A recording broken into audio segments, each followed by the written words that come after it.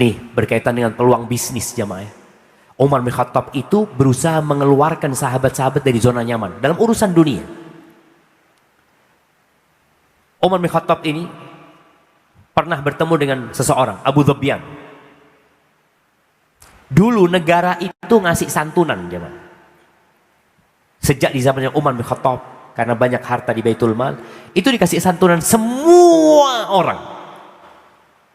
Dikasih santunan. Orang-orang khususnya yang ada di Madinah ya, mereka yang berjuang di awal, yang lahir pun dikasih santunan. Ditanya nih Abu Dhubyan, per tahun yang mereka dikasih ya. Ya Abu Dhubyan, kam ata'uka? Abu Dhubyan, berapa tunjanganmu yang diberikan negara sama engkau? Semoga suatu saat negara kita bisa memberikan tunjangan. Ya. Bukan menarik dari rakyatnya, tapi memberikan kepada rakyatnya. Katanya 2.500 dirham. 2.500 dirham itu 250 dinar. Berapa juta? Coba, yang cepat ngitungnya kasih hadiah. Nah, 250 dinar. Nah,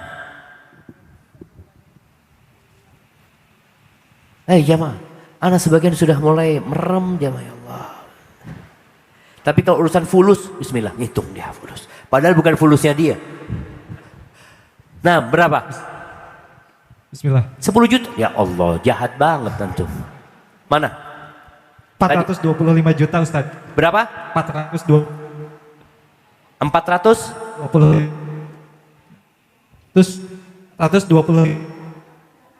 420 ribu. Juta. 425 juta. Ngitungnya gimana? 250 dikali. Apa Ustaz? Salah. 250 kali. Nah, mana mic-nya yang sana? Yang deket mic aja di situ. Ya, itu tuh mic-nya. Nah, 1,8 miliar Ustaz. Gimana? 1,8 miliar. Gimana ngitungnya? 250 dikali 4,25 dikali 1.700.000. Allahu Akbar. Berapa? 1,8 M. 1,8 M itu tunjangan dari negara. Antum bayangin jamaah, Islam seperti apa pada waktu itu jamaah. Rakyatnya ini dikasih, itu rakyat yang biasa. Ada lagi yang sahabat-sahabat yang dikasih lebih banyak lagi. Keluarga Nabi dikasih lebih lagi jamaah. Tiap tahun 1,8 M. Berarti tiap bulan berapa dia dapat? Allahu Akbar ya. Semoga itulah Islam jamaah. Indah Islam ini jamaah.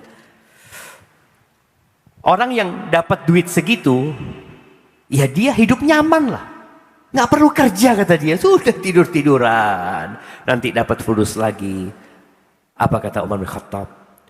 Ya Aba Dhubyan, ittakhid minal harthi was-sabyai min qabli an taliyakum ghilmatu Quraisy la yu'addul ata'u ma'ahum malan.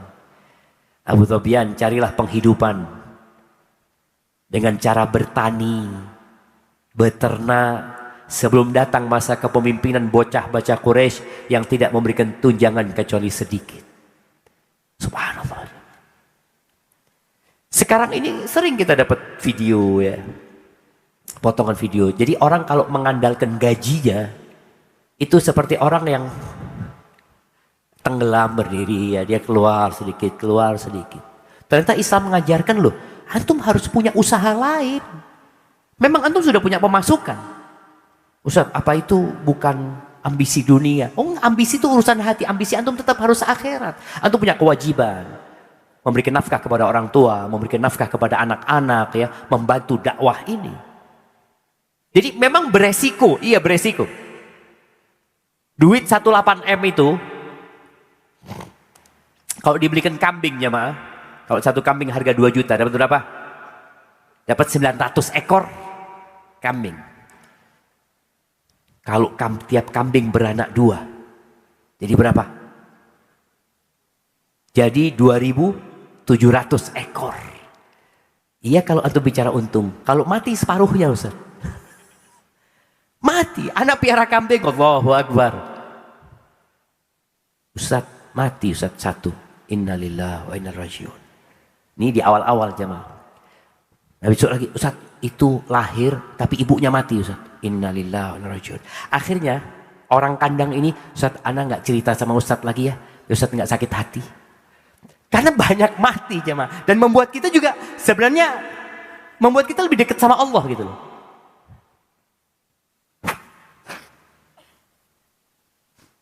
Tadi yang kita bicarakan. Jadi keluar dari zona nyaman ketika Abu Dhubyan ini beternak. Resiko kematian itu ada. Gagal itu ada. Penyakit datang itu ada. Kalau pegang duit 1,8 M, tenang lah, sebulan berapa sudah cukup lah gitu kan. Tapi sama Umar disuruh keluar. Karena nggak tahu loh apa yang akan terjadi nanti. Kok nggak tahu. Sedangkan kita disuruh berusaha. Dan Allah akan hitung sebagai ibadah ketika engkau berusaha untuk memberikan nafkah. Ana pernah gagal dalam beternak. Ya hilang duit itu. Kemudian bertani. Kita ini terinspirasi dengan hadis Umar ini jamaah ya.